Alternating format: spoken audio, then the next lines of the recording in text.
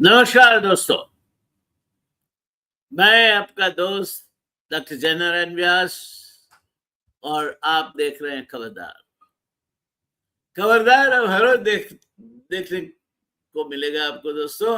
हर रोज हम आपके रूबरू होंगे, हर रोज कुछ नया लेके आएंगे, हर रोज आपको जो खबरें मैटर करती है उसे कहीं छिपाए बिना, कहीं सेंसर किए बिना, जिस तरह से हम समझते हैं उस तरह से आपके सामने हम उसे पब्लिश करेंगे, रखेंगे। तो आज से आप एक तो नियम ले ही लो कि आप खबरदार देखना नहीं चूकोगे। अगर चूक गए तो आपके यूट्यूब पे तो रहेगा ही, तो जरूर देखा करोगे और आपके यार दोस्तों को भी फॉरवर्ड करोगे, शेयर करोगे। इनको भी अभी हमें जरूरत है, ज्यादा से ज्यादा लोग हमसे जुड़े, ज्यादा से ज्यादा सब्सक्रिप्शन हमें मिले, ताकि हमारा कारवां एक बहुत बड़ा समंदर का एक लहर बन के आगे बढ़े। इसलिए आपके सहकार की हमें अपेक्षा है। आशा करते हैं आप यत्किंचित सब्सक्रिप्शंस के लिए जितने भी ज्यादा लोगों को जोड़ सको, जोड़ने का प्रयत्न करो। हाँ, उसमें पैसा तो लगना नहीं है। और मैं अहमदाबाद में हूँ और हम अहमदाबादी लोग तो पैसा नहीं लगता हो कोई भी चीज कर लेते हैं, मुफ्त में मिलता है। उससे अहमदाबादी तभी खरीदता है जब कोई चीज सस्ती मिलती है, कुछ ज्यादा मिलती है और विशिष्ट गुणों के साथ मिलती है, उधार मिलती है, यानी कि बकाया कीमत आप बाद में देना। तो ये चार अगर हो गए तो अहमदाबादी खरीद लेगा। हम पांचवा ऑफर आपको दे रहे हैं, वो है मुफ्त में मिलती है। तो अहमदाबादी भी खरीद लेगा, तो आप क्यों नहीं इसमें सब्सक्राइब करोगे? पैसे तो लगने नहीं है, हमें उससे आप हमारा हौसला अफजाई होगा, हमें बल मिलेगा। तो आप जुड़िए हमारे साथ और बातें करते रहेंगे हम। आपके सूचन सजेशन है कोई स्पेसिफिक शो के लिए, वो भी हम एकोमोडेट करेंगे। आपकी अगर कोई फरमाइश है, कोई इंफॉर्मेशन चाहिए, वो भी अलग से अगर आप हमें ईमेल से हमारे साथ व्यवहार करें, हम निकाल के देंगे। अगर हमारे पास रेडी नहीं है तो हमें जुड़ना है आपसे। And that is what is called relationship. संबंध, सम यानी कि एक सरीखा, बंध यानी कि बंधन, दोनों को एक सरीखा जुड़ना, उसको संबंध बोलते हैं। दोस्तों, आज बात करनी है भारत चीन सीमा वार्ता, शांति की पहल या रणनीतिक चाल क्या है। नमस्कार दोस्तों, भारत और चीन के बीच सीमा विवाद पर एक बार फिर उच्च स्तरीय वार्ता हो रही है। अच्छी बात है। राष्ट्रीय सुरक्षा सलाहकार अजीत डोभाल की बीजिंग यात्रा ऐसे समय हो रही है जब दोनों देशों के संबंधों में संवाद और अविश्वास साथ साथ मौजूद है। इस वार्ता का असली प्रश्न यह नहीं है कि दोनों पक्ष बातचीत कर रहे हैं। प्रश्न यह है कि क्या चीन सीमा पर अपने व्यवहार में वास्तविक बदलाव लाने को तैयार है। क्या चीन जो बात कहता है वो यहां से कहता है, यहां से कहता है, या फिर यहां से कहता है। क्या चीन वास्तविकता में अपने व्यवहार में, भारत के साथ के अपने रवैये में क्या बदलाव लाने के लिए तैयार है? यह आज का एक प्रश्न होगा। विवाद की जड़ क्या है दोस्तों? भारत चीन सीमा करीब 3,400 किलोमीटर लंबी है, लेकिन इसका बड़ा हिस्सा स्पष्ट रूप से सीमांकित नहीं है। दोनों देश वास्तविक नियंत्रण रेखा यानी कि line of control, rather line of actual control, LAC को अलग अलग ढंग से देखते हैं। हम ये कहते हैं, चाइना वो कहता है। यही अस्पष्टता गश्त, सैन्य तैनाती और क्षेत्रीय दावों को लेकर बार बार तनाव पैदा करती है। चीन भारत के लद्दाख और अरुणाचल प्रदेश से जुड़े क्षेत्रों पर दावे करता रहता है। अभी भी किया है, और अभी भारत सरकार ने भी कहा है कि चीन अरुणाचल प्रदेश में घुस आया है। भारत इन दावों को अस्वीकार करता है और अपनी क्षेत्रीय अखंडता को लेकर स्पष्ट रूप रखता है। किसी क्षेत्र का नाम बदल देना संप्रभुता का प्रमाण नहीं होता। अरुणाचल प्रदेश में जैसे कि चाइना ने कई गांवों के नाम बदल दिए, कई स्थलों के नाम बदल दिए, रास्तों के नाम बदल दिए, मगर ये उससे कोई संप्रभुता नहीं बदल जाती। भारत का यही तो कहना है कि किसी क्षेत्र का नाम बदल देना संप्रभुता का प्रमाण नहीं होता। संप्रभुता इतिहास, प्रशासन, अंतर्राष्ट्रीय समझ और जमीन पर प्रभावी नियंत्रण से निर्धारित की जाती है। इसके ये मापदंड है जिसके मुताबिक संप्रभुता तय होती है। वर्ष 2020 का गलवान संघर्ष भारत चीन संबंधों का एक निर्णायक मोड़ था। गलवा में जो भी हुआ वो भारत और चीन के बीच जो चलती रही है हाथापाई, उसका एक निर्णायक मोड़ था। इस घटना से स्पष्ट कर दिया कि पुराने समझौते और प्रोटोकॉल तभी प्रभावी है जब दोनों पक्ष उनका ईमानदारी से पालन करें। एक हाथ से कभी ताली नहीं बजती, उसके दो हाथ चाहिए। तो पुराने जो अकॉर्ड्स है, पुराने समझौते हैं, वो तब प्रभावी बन सकते हैं जब दोनों पक्ष जो इस समझौतों के लिए जिम्मेवार है वो इसका बिल्कुल प्रामाणिकता पूर्वक, सन्निष्ठता पूर्वक पालन करें। इसके बाद भारत ने सीमा बुनियादी ढांचे, सैन्य तैयारी और निगरानी क्षमता पर अधिक जोर दिया है। उसका मतलब भारत के लिए ज्यादा खर्चा। सड़कें, पुल, सुरंगें, संचार और हवाई सुविधाएं केवल विकास की परियोजनाएं नहीं है, ये सीमा सुरक्षा के लिए भी उतनी ही जरूरी है, क्योंकि हमें विश्वास आज भी चीन नहीं जुटा पाया है कि वो जो समझौते हुए हैं वो समझौतों पे कायम है और उनमें से वो हिलेगा नहीं। भारत को अपनी सीमा तक तेजी से पहुंचने की क्षमता चाहिए। यदि चीन अपनी और सैन्य ढांचों द्वारा अपनी मूवमेंट को मजबूत कर सकता है, कल उठ के वो बुलेट ट्रेन भी ला सकता है, वैसे नेपाल और बेजिंग को कनेक्ट करने की लिंक कभी भी शुरू हो सकती है। तो चीन ये भी कर सकता है। रोड नेटवर्क तो चीन ने बिछा के रखा है। तो भारत भी अपने क्षेत्र में समान तैयारी का पूरा अधिकार रखता है, और ये समान तैयारी आप समझे जरूरी इसलिए है कि 3,500 किलोमीटर की हमारी सरहद दोनों देशों के बीच की सुरक्षित नहीं है। चीन कभी न कभी कहीं न कहीं या तो गलवा या शौक या अरुणाचल प्रदेश कहीं न कहीं कुछ न कुछ करता रहता है। चीन बातचीत क्यों चाहता है?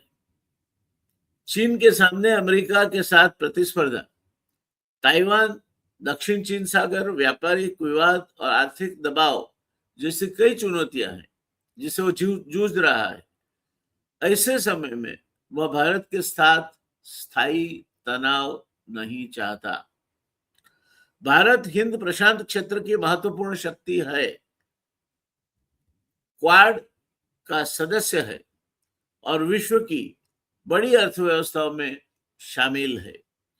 उसका बाजार, तकनीकी क्षमता और भौगोलिक महत्व चीन के लिए महत्वपूर्ण है। इसका एक ही दाखिला देना काफी होगा कि चीन का भारत के साथ जो व्यापार है उसमें करीब 150 करोड़ के अंदाज से चीन सरप्लस है।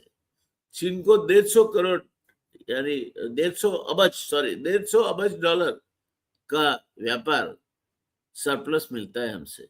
$150 बिलियन। ये ऐसी चीजें भारत को बेचता है जिसमें एक्टिव फार्मास्यूटिकल इंग्रेडिएंट्स आते हैं, ऑटो कंट्रोल्स और उसके लगत पार्ट्स आते हैं, नोटबुक से लेकर हैंडफोन और सेलफोन तक के सर्किट चोरी और स्पेयर पार्ट्स आते हैं। कई चीजें ऐसी है जो चीन भारत को बेचता है।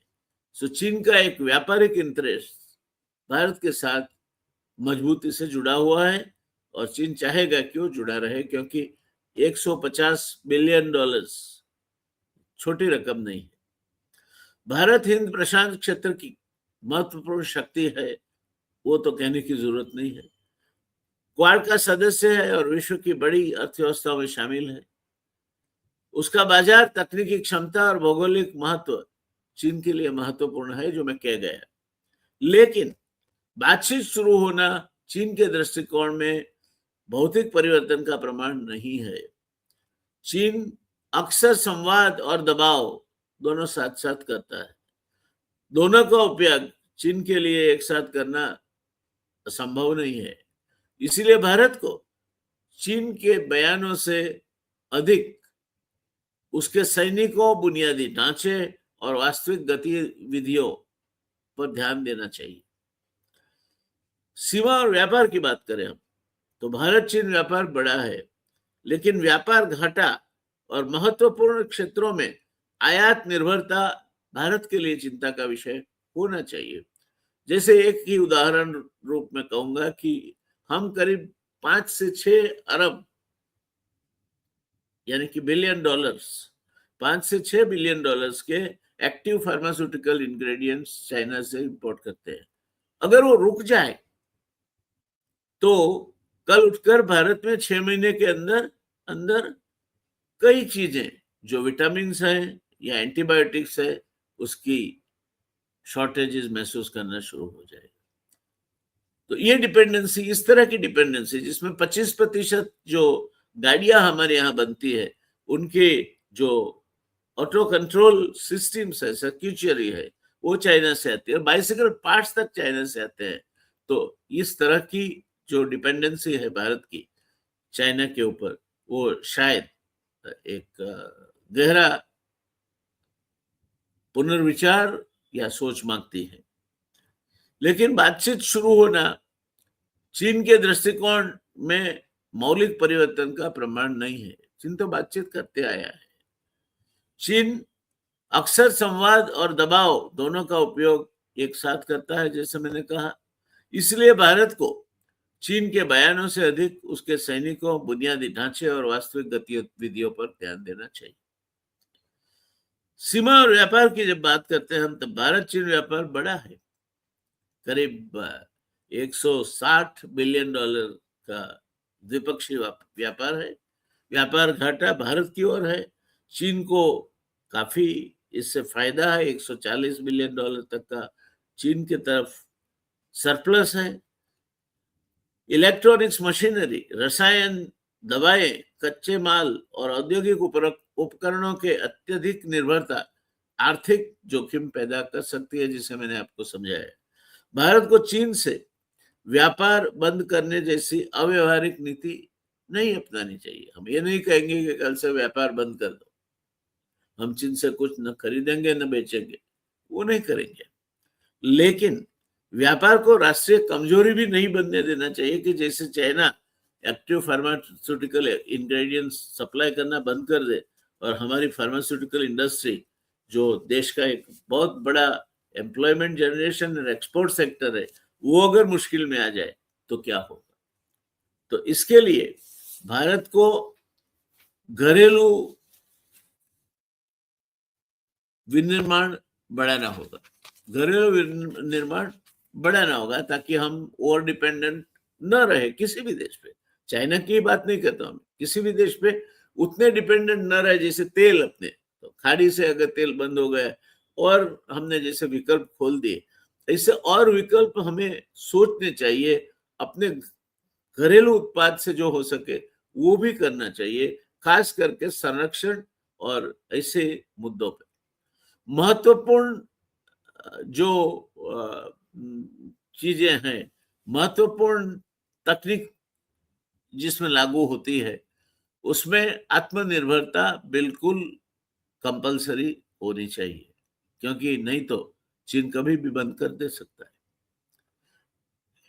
या किसी और देश भी बंद कर सकता है। एक रशिया ही ऐसा देश है जो हमें युद्ध सरंजाम देता है, उसके साथ टेक्नोलॉजी भी देता है। फ्रांस ने हमें विमान दिए, मगर उसकी टेक्नोलॉजी नहीं दी। तो ये परिस्थिति में से हमें बाहर निकलना है। दवा, दूरसंचार, ऊर्जा और इलेक्ट्रॉनिक्स के लिए वैकल्पिक आपूर्ति श्रृंखला हमें बनानी होगी। व्यापारिक संबंधों में पारस्परिकता और निष्पक्षता दोनों पर ध्यान देना होगा। हम पारस्परिक एक दूसरे का व्यापारिक हितों का ख्याल रखेंगे और उनकी हमारे पे निर्भरता, हमारी उन पर निर्भरता का वो ख्याल रखेंगे, और वो हम चौकसाई से चाक चौकन्ने होकर प्रामाणिकता पूर्वक करेंगे। राष्ट्रवाद केवल नारों से नहीं आता। चीनी माल का बहिष्कार करो करने से राष्ट्रवाद नहीं आ जाता। भारत जिंदाबाद बोलने से राष्ट्रवाद ज्यादा हमारे में विकसित हो गया है, ऐसा नहीं होता। उत्पादन क्षमता और तकनीकी आत्मनिर्भरता से ये सिद्ध होता है। हमें ये करना है। क्या चीन पर भरोसा किया जा सकता है? भारत को चीन से बातचीत करनी चाहिए, लेकिन अंधा भरोसा नहीं करना चाहिए, क्योंकि आज तक का जो इतिहास रहा है वो चीन हमेशा कहीं ना कहीं हमें धोखा देता रहा है। विश्वास घोषणाओं से नहीं, व्यवहार से बनता है। कितनी घोषणा कर ले आप। शी जिनपिंग आए, यहाँ अहमदाबाद में आए, रिवर फ्रंट पे गए, झूले हमारे प्राइम मिनिस्टर के साथ, और फिर भारत जिसकी अगवानी करता था वो अंतरराष्ट्रीय मीटिंग में दिल्ली नहीं पधारे। जी नहीं आए। तो ये परस्पर विश्वास नहीं होने का सबूत है। और ठीक उसी समय उन्होंने ऐसे मैप जारी किए जो भारत के अरुणाचल प्रदेश समेत कई प्रदेशों को चीन का प्रदेश बता देते।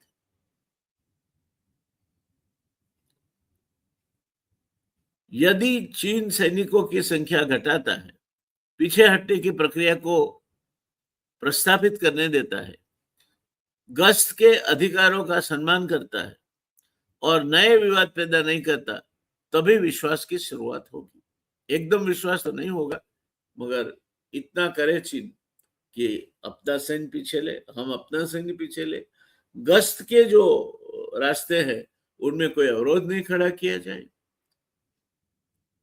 और किसी भी प्रकार का ऐसा कोई हादसा न हो जिससे एक दूसरे के प्रति विश्वास में कमी आए, तभी ही विश्वास प्रस्थापित हो सकता है। नहीं हो सकता ऐसा नहीं है। देखिए, जर्मनी, पूर्व और पश्चिम जर्मनी लड़ते रहे, द ग्रेट बर्लिन वॉल खड़ी रही। कई लोग ये बर्लिन वॉल को फांद कर उस ओर से उस ओर जाने में कई लोगों ने जान गंवाई, और फिर एक दिन बर्लिन वॉल मिट गई। आज वो इतिहास है। तो ऐसा नहीं है कि कोई भी किसी भी डिस्प्यूट है, चाहे कितनी भी उसमें अविश्वास या कड़वाहट पैदा हुई है, तो बातचीत से उसका अंजाम निकाला जा सकता है, उसका उत्तर ढूंढा जा सकता है। किसी भी समझौते में यह स्पष्ट होना चाहिए, आपकी जो समझौता हो उसमें, कि सैनिक कहां से और कितनी दूर तक हटेंगे, निगरानी और सत्यापन कैसे होगा, गश्त की व्यवस्था क्या होगी, उल्लंघन होने पर प्रतिक्रिया की प्रक्रिया क्या होगी। सिर्फ संयुक्त बयान या राजनीतिक मुस्कान पर्याप्त नहीं है। यहाँ के एक स्माइल दे दे शी जिनपिंग और हम खुश हो जाए, वो पर्याप्त नहीं है। सीमा पर शांति का मूल्यांकन जमीन पर होना चाहिए, कागज पर नहीं। भारत को एक साथ 3 रास्तों पर आगे बढ़ना होगा दोस्तों। जहां तक भारत की रणनीति का सवाल है, संवाद, प्रतिरोध और विकल्प। संवाद का अर्थ है वार्ता जारी रखना, प्रतिरोध का अर्थ है सीमा पर किसी भी एक तरफा बदलाव का दृढ़ जवाब देना, विकल्प का अर्थ है आर्थिक, सैन्य और कूटनीतिक रूप से किसी एक देश पर निर्भर न होना। भारत को सीमा बुनियादी ढांचा तेज करना चाहिए, हिंद महासागर में समुद्री क्षमता बढ़ानी चाहिए और जापान, ऑस्ट्रेलिया, अमेरिका, यूरोप तथा दक्षिण पूर्व एशियाई देशों से तकनीकी और रणनीतिक सहयोग मजबूत करना चाहिए ताकि एक मजबूत विकल्प खड़ा हो सके। यह किसी देश के विरुद्ध युद्ध की तैयारी नहीं है, ये कोई चीन के विरुद्ध युद्ध की तैयारी नहीं है, बल्कि राष्ट्रीय सुरक्षा की ये सामान्य जरूरत है कि हम एक सोर्स पे डिपेंड नहीं रहे। अगर फैक्ट्री भी चलाते हैं तो हम एक सोर्स से माल लेना पसंद नहीं करते। तो ये तो देश चलाना है, देश की सुरक्षा का सवाल है, तो हम विकल्प तो हमारे होने चाहिए। युद्ध नहीं, ये सही बात है, मगर युद्ध नहीं का मतलब कमजोरी ये नहीं है। युद्ध नहीं, कमजोरी भी नहीं। भारत चीन के साथ युद्ध नहीं चाहता। 2 परमाणु सशस्त्र देशों के बीच युद्ध का मानवीय और आर्थिक नुकसान अत्यंत गंभीर होगा। चीन भी परमाणु राष्ट्र है, हम भी परमाणु राष्ट्र है। दोनों के बीच अगर युद्ध छिड़ जाता है और एक घड़ी पे अंतिम क्षण ऐसी आती है जो सेकंड विश्व युद्ध में आई थी, और जब अमेरिका ने हिरोशिमा और नागासाकी पे एटम बम डाले थे, तो अगर ऐसी क्षण आ जाती है तो बहुत दोनों में से किसी भी देश के लिए वो हितकर नहीं होगी। आज भी जापान हिरोशिमा नागासाकी पे गिराए हुए परमाणु बम की जो असर है उससे पूर्ण मुक्त नहीं हुआ। लेकिन युद्ध से बचना और दबाव के सामने झुकना अलग अलग बातें हैं। भारत को शांति चाहिए, पर ऐसी शांति नहीं जिसमें सीमा पर लगातार एक तरफा दबाव बना रहे। भारत को व्यापार चाहिए, पर ऐसी निर्भरता नहीं जिसमें राष्ट्रीय सुरक्षा कमजोर हो। भारत को सहयोग चाहिए, पर अपनी संप्रभुता की कीमत पर कभी नहीं। मजबूत विदेश नीति के 3 आधार हैं: बातचीत, सैन्य तैयारी और आर्थिक आत्मनिर्भरता। बातचीत, सैन्य तैयारी और आर्थिक आत्मनिर्भरता, ये मजबूत विदेश नीति के 3 मूलाधार हैं। तो ये चर्चा का अंतिम संदेश जो चीन के साथ हमारी बातचीत हो रही है, उसके संदर्भ की बात हमने की। क्या होना चाहिए, क्या नहीं होना चाहिए, क्या परिस्थिति है, वो बातें उभर के आई कि जो सरहद है 3500 किलोमीटर लंबी, वो सरहद का काफी एक लंबा हिस्सा अनिर्णित है। वहां लाइन ऑफ एक्चुअल कंट्रोल क्या है, सैन्य कहां तक पीछे हटेंगे, गश्त के नियम क्या होंगे, गश्त को किसी भी तरह प्रोवोकेट नहीं किया जाए और गश्त एक दूसरे के जो निर्णित जो पाथ है उसके पर से चलती रहे, उसके लिए दोनों देशों को प्रतिबद्ध होना चाहिए। दूसरा, आप किसी भी देश में अपने खुद के नाम डाल दीजिए, उससे उस देश की संप्रभुता नहीं बदल जाती। अरुणाचल में जो चीन ने किया है, लद्दाख में भी हमारी कुछ मांगे हैं, और भी जगह पे चीन जो कर रहा है, चीन समझकर उससे भारत के साथ बैठकर जो भी सॉल्यूशन उसका निकालना चाहिए। लंबे अरसे तक युद्ध की परिस्थिति और स्टैंड टू की परिस्थिति, जहां दोनों सेना एक दूसरे के सामने बिल्कुल आईबॉल टू आईबॉल कांटेक्ट करके खड़ी है, वो दो में से एक भी देश के लिए हितकारक नहीं है। उससे खर्चा भी बढ़ता है और अविश्वास में। तो अंतिम संदेश यह है कि भारत चीन वार्ता एक अवसर है, लेकिन इसका मूल्यांकन परिणामों से होगा। अवसर है, उसे खुश होने की कोई जरूरत नहीं। भारत बातचीत के लिए तैयार है हमेशा, पर अपनी संप्रभुता और समझौता नहीं करेगा। भारत सहयोग चाहता है, लेकिन दबाव की राजनीति स्वीकार नहीं करेगा। भारत व्यापार करेगा, लेकिन रणनीतिक निर्भरता को कमजोरी नहीं बनने देगा। चीन के लिए भारत का संदेश बिल्कुल स्पष्ट होना चाहिए। भारत मित्रता का हाथ बढ़ा सकता है, लेकिन अपनी जमीन, सुरक्षा और सम्मान की कीमत पर कभी नहीं। सीमा पर शांति आवश्यक है, लेकिन शांति की रक्षा के लिए शक्ति भी आवश्यक है। और शांति तभी बहाल होती है, तभी लॉन्ग टर्म के लिए शांति बनी रहती है, जब शक्ति है आपके पास, जबकि सामने वाला जानता है कि शांति भंग करने का फल उसको क्या मिल सकता है, किस तरह से उसे दंडित किया जा सकता है। तो शांति के लिए भी सुसज्जता और ताकत जरूरी है। सीमा पर शांति आवश्यक है, लेकिन शांति की रक्षा के लिए शक्ति भी उतनी ही आवश्यक है, बल्कि उससे विशेष आवश्यक है। संवाद भी जरूरी है, साथ में शक्ति भी। यदि आप चाहते हैं कि भारत चीन संबंधों पर बहस भावनात्मक नारों के बजाय तथ्यों पर हो, तो इस वीडियो को साझा करें और टिप्पणी में लिखें, संवाद भी, शक्ति भी। नमस्कार। हमें आपकी ऑब्जर्वेशन या कमेंट का इंतजार रहेगा। जुड़े रहिए हमसे, जुड़े रहिए आपके यही चैनल खबरदार से। खबरदार का मतलब ही वो होता है चाक चौकन्ने रहना। तो मैं हूं डॉक्टर जय नारायण व्यास, आपका दोस्त खबरदार के लिए। नमस्कार, शुभ रात्रि।